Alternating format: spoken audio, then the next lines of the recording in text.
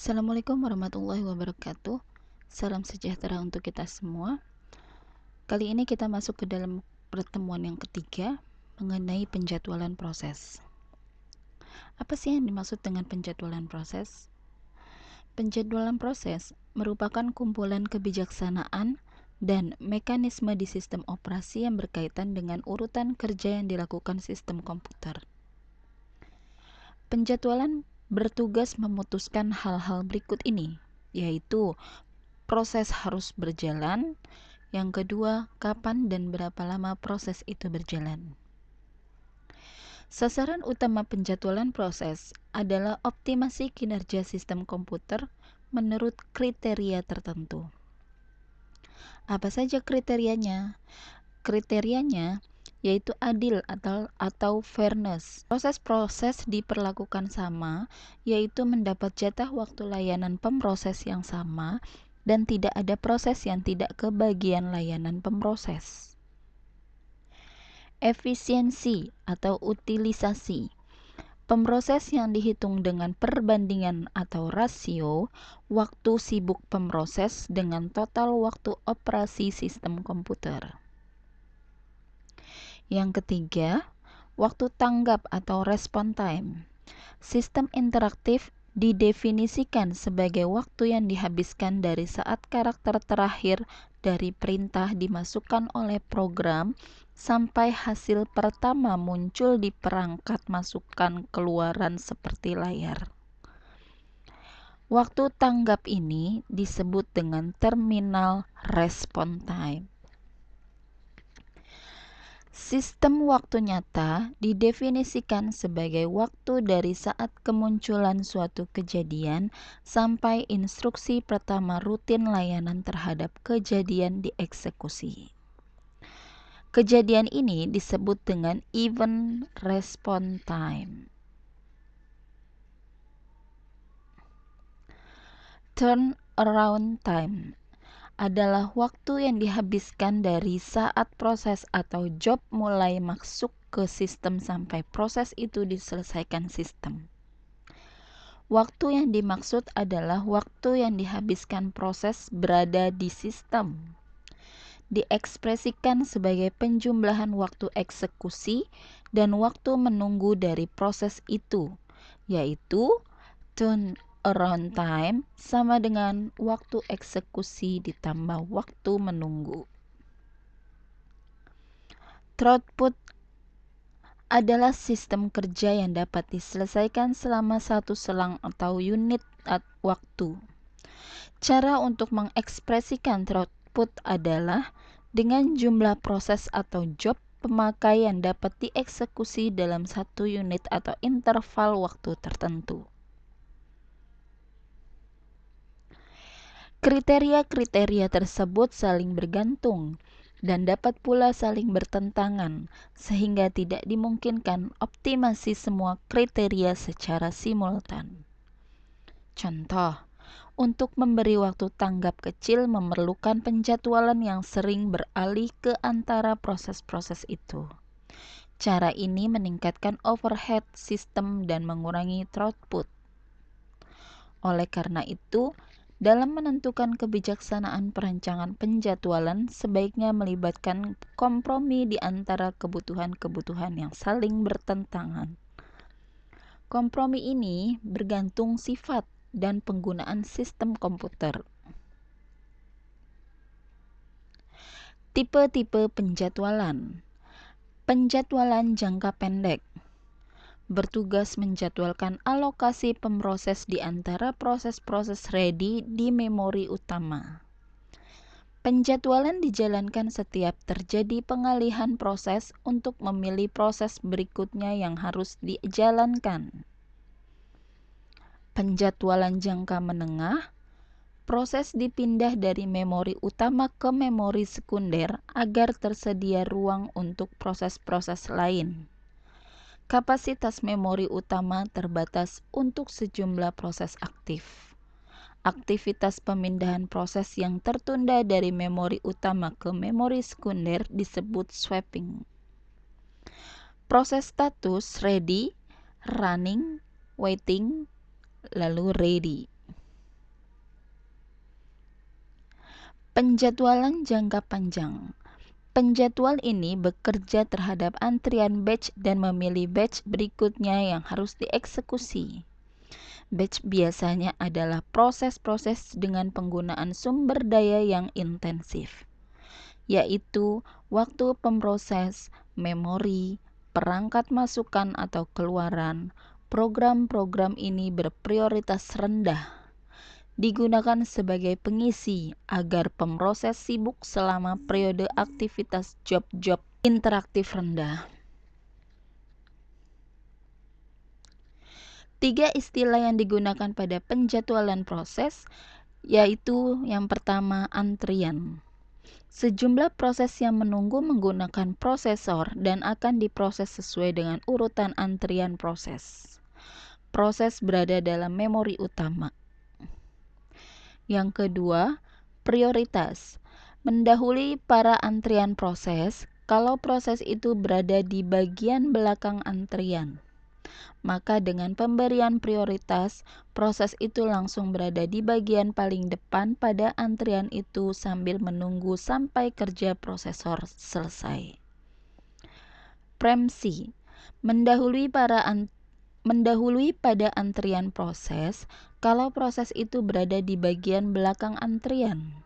Maka dengan pemberian preempsi, proses itu langsung berada di bagian paling depan pada antrian itu, bahkan akan memberhentikan kerja prosesor untuk mengerjakan proses yang preempsi tersebut.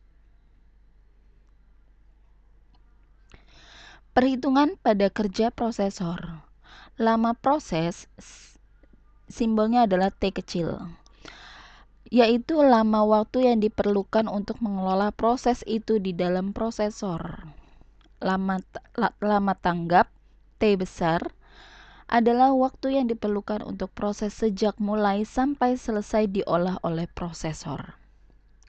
Terdapat 2 macam lama tanggap, yaitu turnaround time, dengan memperhitungkan lama waktu yang digunakan untuk sebuah proses hingga keluaran. Yang kedua, response time, tidak memperhitungkan lama waktu yang digunakan untuk sebuah proses hingga keluaran. Rumus penjadwalan. Jika terdapat N pada proses serentak, serta setiap proses memiliki lama tanggap sebesar T besar, maka rata lama tanggap yaitu TR. Jadi kalau dirumuskan yaitu TR sama dengan jumlah tanggap dibagi N proses. Waktu sia-sia yaitu lama tanggap dikurang lama proses. Waktu yang terbuang dalam antrian atau selama terkena preempsi. Rasio tanggap yaitu RT, perbandingan di antara lama proses terhadap lama tanggap. Rasio penalti atau RP, perbandingan di antara lama tanggap terhadap lama proses. Jadi rumusnya adalah RT sama dengan proses dibagi T dibagi tanggap, dan RP rasio penalti yaitu lama tanggap dibagi proses, lama proses. Algoritma penjadwalan. Yang pertama yaitu pertama tiba pertama dilayani atau PTPD atau FCFS atau FIFO. Penjadwalan tanpa prioritas tanpa preempsi, proses yang tiba lebih dahulu akan dilayani lebih dahulu. Jika tiba pada waktu yang bersamaan, akan dilayani sesuai dengan urutan pada antrian. Contohnya, di sini ada lama prosesnya yaitu ada 4. Lama proses yang pertama yaitu A, saat tiba dia 0, lama prosesnya 4. B, saat tibanya 1, lama prosesnya 7. C, saat tibanya 3, lama prosesnya 3. D, saat tibanya 7, lama prosesnya 8. Nah, penyelesaiannya adalah Di sini ada nama proses, ada saat tiba, ada lama proses. Nah, bagaimana mencari saat mulai, saat rampung, dan lama tanggap? Yaitu kita buat dulu nih barisan prosesnya yang dimulai dari 0. Nah, sekarang A ini saat tibanya adalah 0. A saat tibanya adalah 0. Maka lama prosesnya sebanyak 4, berarti A-nya ada 4. 1, 2, 3, 4. Berarti A tersebut saat mulainya adalah 0, saat rampungnya adalah 4. Lama tanggapnya dari mana? Lama tanggapnya yaitu 4 dikurang 0. Maka hasilnya 4.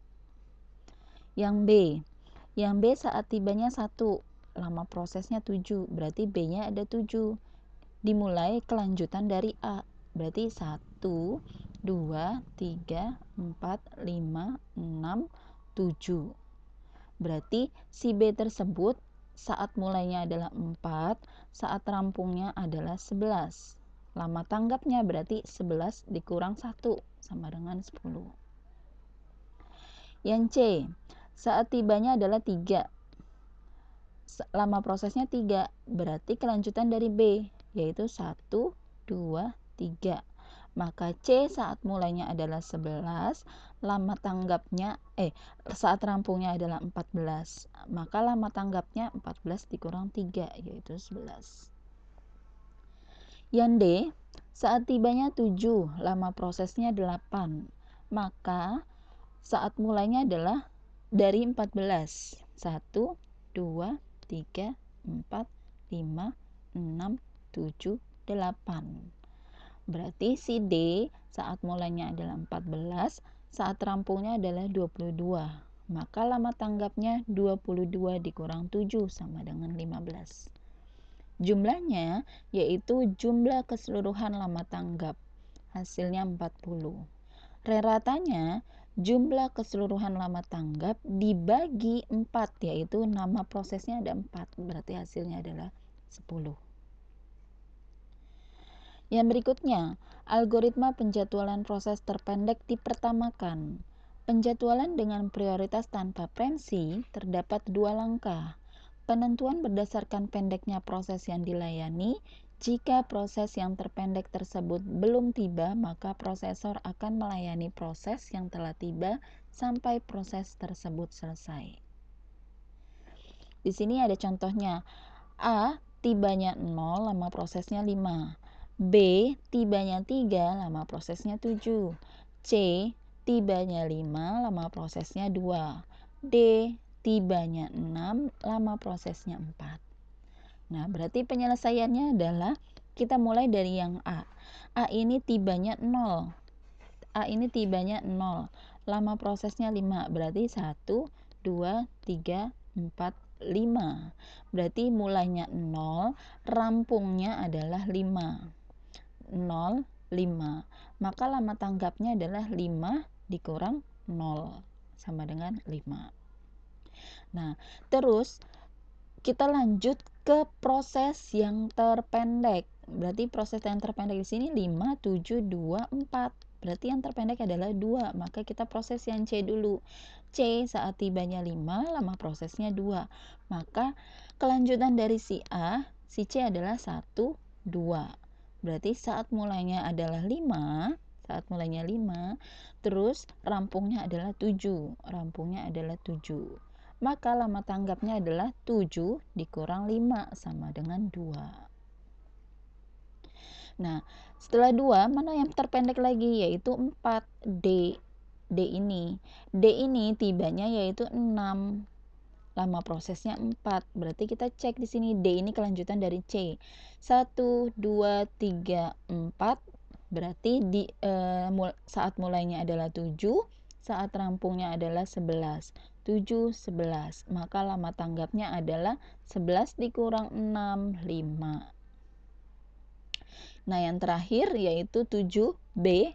B 1, 2, 3, 4, 5, 6, 7. Berarti saat mulainya adalah 11, saat rampungnya adalah 18. 11, 18. Maka lama tanggapnya 18 dikurang 3 yaitu 15. Jumlah yaitu keseluruhan dari jumlah alamat tanggap 27, rata yaitu 27 dibagi 4. Banyaknya proses yaitu 4. Maka hasilnya 6,75. Dah. Materi pertemuan ketiga sampai di sini. Jika ada yang ingin dipertanyakan, silahkan bertanya melalui LMS atau WhatsApp group. Saya akhiri aja. Assalamualaikum warahmatullahi wabarakatuh.